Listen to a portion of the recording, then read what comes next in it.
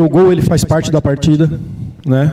E quando se toma gol, continua um plano, continua uma ideia, e já aconteceu isso no jogo contra a Chapecoense hoje outra vez, mas é claro que hoje melhor estruturado do que foi o jogo da Chapecoense. E o Atlético soube aproveitar e depois, explorando contra-ataques ali no segundo tempo, acabou ficando um jogo muito perigoso. Carille, boa noite. Você não estava aqui, mas o que aconteceu no jogo de hoje parece um disco furado. O Goiás sem aquela força para chegar, e mesmo quando o Goiás estava ganhando, era assim. E com uma jogada, o Tadeu lançando para os atacantes lá na frente. Por que o Goiás não tem força para chegar ao sistema defensivo? E por que o Goiás não consegue outra jogada, sendo que a principal vem sendo desde o início do campeonato? Vou repetir, você não estava aqui, mas essa bola do Tadeu jogando para os atacantes na frente. Não, foi trabalhado várias situações, até chegamos ali no Jajá, numa situação mesmo do Gava cair por ali e virar um armador. É claro que você trabalha, é claro que tem um adversário do outro lado que está ali para destruir, como nós também estamos para destruir as jogadas ofensivas do adversário. Tentaram fazer o que foi trabalhado, não conseguimos. Tem essa jogada, que ela já é conhecida, e levamos 2 vezes perigo ali, principalmente com a Jajá chegando no campo ofensivo, é algo que a gente não tem que deixar de fazer, mas temos que crescer sim para criar mais, para ter mais volume, para jogar mais, para sair com um passe mais qualificado de trás, para que os nossos meias possam armar ali e a gente finalizar mais no gol adversário. Carille, boa noite. André da Band News, boa noite. Professor, você falou na resposta um pouquinho sobre o esquema com 3 zagueiros, e por que durante o jogo, durante as suas alterações, você não abdicou desse esquema, os 3 zagueiros? E uma outra pergunta para ti, qual que é a sua projeção agora para o acesso Goiás com relação à parte matemática? Eu já vou começar por essa daí. Estamos muito dentro do campeonato, e se a gente subir, talvez seja pelo caminho mais difícil. Ser bastante realista, né? Temos 3 jogos, temos 3 decisões, e no futebol tudo pode acontecer. Nem sabemos se precisa chegar a 64, mas é um número que a gente tem que trabalhar. Então, já começando por aí, foi o que eu falei aqui pós-jogo, né? Se a gente subir, talvez seja pelo caminho mais difícil, e a gente vai trabalhar muito por esse caminho mais difícil aí para conseguir nosso objetivo. Qual foi a primeira? Sistema. Estava armando ali para mudar quando o Wellington machucou. Tá? Felizmente entrou, sentiu ali no joelho, não sei ainda a gravidade, ninguém sabe ainda, tem que passar por exame, mas já estava sendo conversado ali para eu mudar o sistema naquele momento, mas infelizmente eu perdi o rato. Carille, boa noite. Eu gostaria que você falasse das atuações dos alas, né? O Lepo improvisado do lado esquerdo e o Braia, como tinha sido contra o Criciúma também, pela direita, e também a questão das alterações, como você avalia as alterações, claro, sempre querendo colocar o time para frente, melhorando, você acabou trocando um zagueiro por outro, gostaria que você falasse das alterações de um modo geral também, por favor.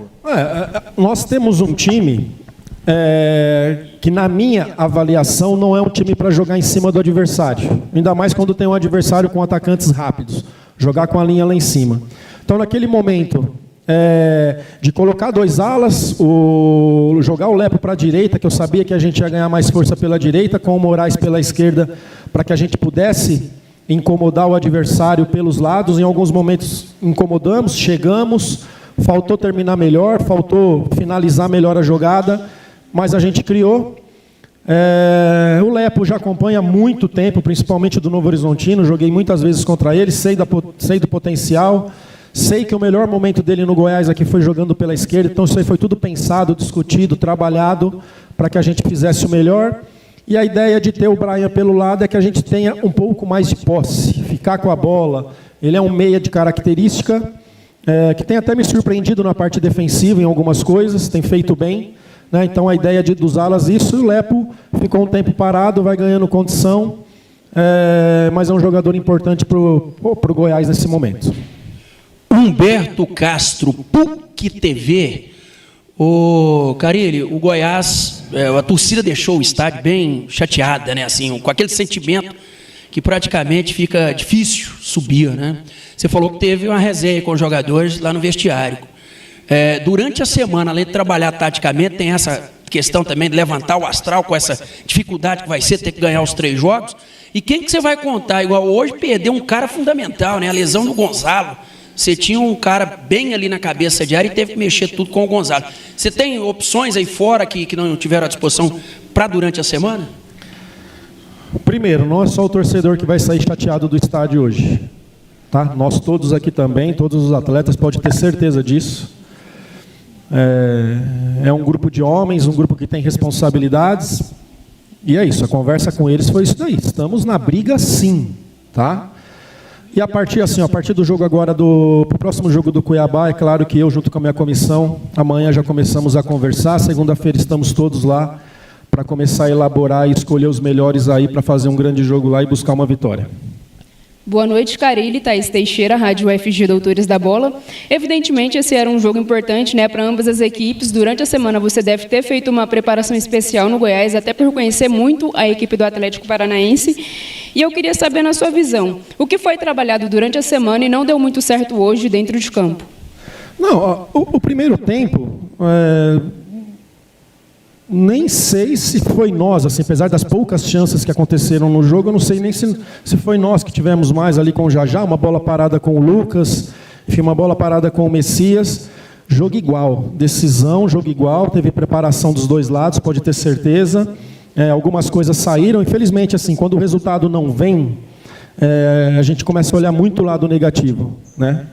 E é claro que isso é que fica mais aflorado na cabeça de todo mundo, mas eu tenho que entender que houve coisas boas, mas sabendo que tem que melhorar muito para esses 3 jogos finais e principalmente agora para o próximo jogo com o Cuiabá. Boa noite, Carilli, André Guimarães do Globo Esporte. Goiás não tem mais margem de erro, né? Perdeu essa chance, esse direito de errar. Dá tempo de algo novo? O Edson citou muito bem essa jogada, que foi o campeonato inteiro e hoje também, mas dá tempo de algo novo, de surpreender? É hora de dar o all-in e ir para o tudo ou nada contra o Cuiabá? Assim, a questão do algo novo, eu acreditar junto com todos e a decisão é minha, já aconteceu contra o Criciúma. Tanto na postura, falando dos meus jogos, tá? Não falo para trás, falo do meu trabalho. Tanto na postura, 3 zagueiros que eu fiz lá em Criciúma, uma ideia diferente, um risco muito grande, mas que eu tive que assumir, alguma coisa tinha que ser feito. Então, mudanças estão acontecendo, e mudar, assim, numa fase final, fase decisiva, é muito perigoso, mas é o que nós acreditamos, né? O Gonzalo, talvez, eu nem sei se eu tenho mais pela competição, o Luiz eu perdi agora com o 3º cartão. É saber o que é melhor